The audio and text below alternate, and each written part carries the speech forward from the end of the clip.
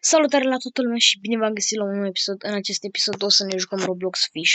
Și având în vedere că mai recent acum s-a făcut noul update pe Fish cu Halloween, astăzi o să mergem la Trick or Treat cu fiecare costum pe care aș putea să îl fac, pe care aș putea să îl obțin.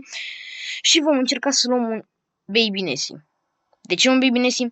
Păi, haideți să vă arăt puțin. Deci, acum, există un quest la un fel de goblin unde trebuie să-i dai un Skeletal Nessie și ca tu să te duci acolo în locația de unde poți să faci rost de Skeletal Nessie, trebuie să dai în loc la o chestie. O să vă arăt imediat. Deci, pot să revin în momentul în care ajung în graveyard. Ok, măi, fraților, deci, am ajuns aici și uitați-vă, aici este statuia asta, da? Nessie, Fish Fright 2024. Ei bine, goblinul ăsta de aici, Silas, trebuie să-i aducem un Skeletal Nessie. Și noi, ca să facem rost de acel Skeletal Nessie, trebuie întâi să fac rost de un Baby Nessie. Și cu acel Baby Nessie trebuie să-l țin aici în față, la mormântul ăsta, și o să se deschidă un fel de gaură aici, pe unde o să poți să te duci jos pe niște scări și o să poți să ajungi într-o, să zicem, dimensiune, de unde poți să faci rost de Skeletal Nessie, dar e foarte rar. Și pe lângă asta trebuie să mai adunăm și niște cranii de-astea. Dar nu sunt toate de aceeași culoare. Așa că, astăzi, cum am spus și la început, o să merg la Trick or Treating cu fiecare costum pe care pot să-l iau eu de la Mansion. Având în vedere că Baby Nessie-ul e destul de rar, o să-mi ia ceva timp. Așa că nu vă așteptați să-mi pice repede și videoclipul ăsta să fie de 5 minute. Nu, o să stați aici și o să suferiți exact cum o să sufăr eu. Bun, o să revenim cu primul costum. Ok, deci am revenit cu primul costum și mi-e rușine deja cum arăt. Bro, voi vedeți? Parcă sunt prințesa aia din Super Mario. Și mi-e rușine cu costumul ăsta. Dar în fine, să sperăm că o să ne aducă acel Baby Nessie de care am eu nevoie. Un strange whirlpool has opened. Nu-mi pasă. Bun, haideți să mergem aici. Trick or treat. Ia să vedem ce ne dă. Sper să-mi dea treat, pentru că de acolo poți să iei Baby Nessie. Oh! Puh! Puh! Să fii blestemată. Să ne parte de Happy Halloween. Ok, următoarea căsuță, numărul 510. Hai să vedem. Aoleo, Hog Rider. Te pup, te pup, te pup. Thank you very much. Hai să vedem, Doamne ajută. Caramel Chub. Da, n-a vrut să fie. Bun, acum hai să... casă cu număr interzis 666. Iar tu, mă. Iar tu.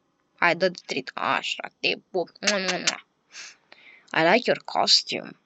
Zău, mă fac să roșesc. Marshmallow mackerel. Pufirea trecu. Așa, trecem la următoarea căsuță. Acum trebuie să o găsesc întâi. Cred că mă duc bine. Cred. Da. M-am dus bine. Așa, hai să vedem. Trick or treat. Nu tu din nou. Cu tine am traume.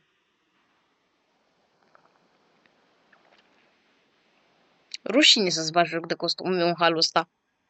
Trezesc că tu milinții pe mine acum că eu trebuie să port abominația asta a pământului. Da, și am uitat să menționez. La final, când o să termin de mers la Trick or Treat cu toate costumele, am de gând să mă duc cu un Silamesc și cu Megalodon ăsta, o să reușesc să fac rost de el. Și sper să reușesc. Hai să vedem. Dă-mi treat, te rog frumos. Te pup. Hai să vedem. Baby Nessie, te rog, Doamne, te rog. Te rog să fie Baby Nessie. N-a fost să fie.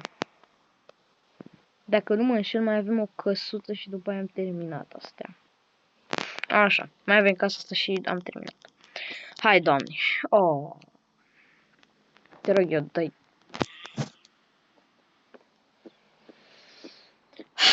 Mi-s de tine, demon handicapat ce ești. Bun, o să revenim cu următorul costum în câteva momente. Apropo, eu sper că voi realizați că mie o să-mi ia extrem de mult să termin acest videoclip, adică s-ar putea să-mi ia cam 2 ore, să termin cu toate costumele, având în vedere că e un cooldown de câte 10 minute la fiecare ușă de asta. Deci, vreau să dați un like și un subscribe pentru suferința mea. Prietenași, între timp cât așteptam să se ducă cooldown-ul de la ușile astea, s-a spanat un Moss Joe. Să spuneți dacă în următorul videoclip de Fish vreți să încerc să-l prind și să fac rost de noul rod, Moss ceva, că nu mai știu cum se numește exact. Dar, da, sper să dați like și să-mi scrieți în comentarii că vreți să fac asta, pentru că, sincer să fiu cu voi, până și eu vreau să fac rost de acel rod, deși știu că o să fie dureros. Dar oricum, revin imediat când o să mi se ducă cooldown-ul de la uși. Sper să se ducă cât mai repede, că nu mai suport. Hopa, ia vedeți ce s-a spawnat, The Flying Dutchman. Hai să mergem să vedem dacă are acel megalodon de care o să am eu nevoie. Pentru un episod viitor, dacă bineînțeles vă place, dacă vă plac episoadele cu fiși pe care urmează să le fac. Acum să-l găsesc pe Dutchman ăsta, pentru că fie vorba între noi, nu sunt prea bun la găsit lucruri, în special în PC-uri. Așa că cred că și asta o să fie o durere în fund să-l găsesc pe ăsta. Deși știu câteva lucruri în care ăsta ar putea să ajungă și de ce sar ca ultimul așa. Vreau să zic și de ce sar ca ultimul retardat. Upa! Ia uitați ce în fața acolo. Hai să vedem ce are cu pe stoc. Opa! Ce văd eu aici? Shit! Asta am văzut aici. Shit! Deep shit! No, bun. Am să revin imediat că s-o cer cooldown de la case. Oh, fuck, de câte ori am repetat asta și cred că o să mă urâți. Spoiler alert, am să zic că revin imediat de o grămadă de ori în episodul ăsta. Ok, dragii moșului, am revenit și din câte puteți vedea s-a spanat un narval magic. Dar oricum, hai să mergem înapoi la trick or treating. Oh, fuck, o să sufăr atât de mult. Casa cu numărul 666. Hai să vedem. Trick or treat. Yay! Sunt așa de încântat.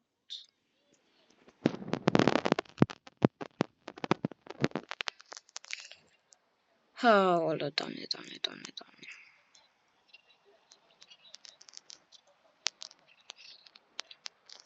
Casa cu numărul 236.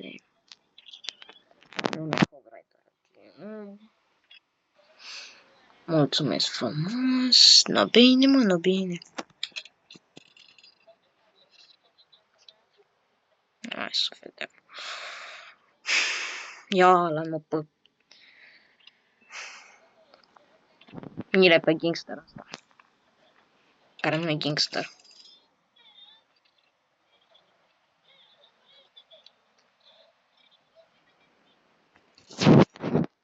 Hai că tot... M-ai înșelat.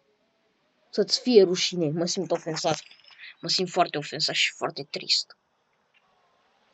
Bineînțeles că s-a trezit YouTube să-mi facă, să-mi dea acum.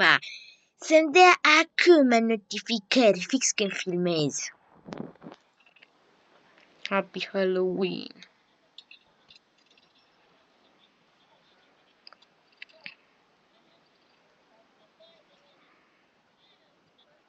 Deja mi-e frică de sănătatea mea mentală. Pentru că știu că chestia asta o să aibă mai multe părți. Pentru că sper că realizați că eu nu pot să stau să-mi pierd sănătatea timp de 2-3 ore ca să fac în puii mei un singur videoclip, care cel mai probabil o să fie nici măcar 20 sau 15 minute, maxim 10. Și eu trebuie să stau mai mult decât o oră să aștept. De era soi că trebuie să țin asta în mână. În fine, hai să vedem. Trick or treat, yay! Treat, măcar tu să-mi dai treat. Dacă nimeni altcineva... Fine, da și el asta.